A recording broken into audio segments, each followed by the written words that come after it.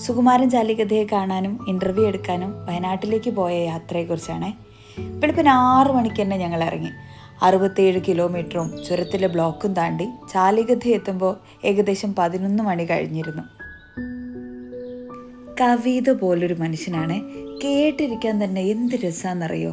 പുഴയും മീനും കാടും കടുവയൊക്കെ അദ്ദേഹത്തിൻ്റെ പറച്ചിൽ ഇങ്ങനെ വന്നു പോവുമായിരുന്നു. സമയം പോകുന്ന അറിയാണ്ട് ഞങ്ങളിങ്ങനെ മിണ്ടിക്കൊണ്ടിരുന്നു. കുട്ടികൾക്ക് ഉപകാരപ്പെടുമെന്ന് ഉറപ്പുള്ള എന്ത് കാര്യത്തിനും സൈലം എത്ര വലിയ റിസ്ക് എടുക്കും. ഇതുപോലെ എത്ര ദൂരം വരെയും യാത്ര ചെയ്യും. ഇങ്ങനെയൊരു കാര്യം പറഞ്ഞപ്പോൾ രണ്ടാമതൊന്നും ആലോചിക്കാതെ ഓക്കെ പറഞ്ഞ ജാബിർ സാറിനും കൂടെ വന്ന് മനോഹരമായി ചാലികഥയെ പകർത്തിയ കൊച്ചുവിനും സന്തുവിനും സനുവിനും നിറയെ സ്നേഹം. വീണ്ടും കാണാമെന്ന ഉറപ്പിൽ തൽക്കാലം ചാലികഥയോട് യാത്ര പറഞ്ഞ് ഞങ്ങൾ ചുരമിറങ്ങി.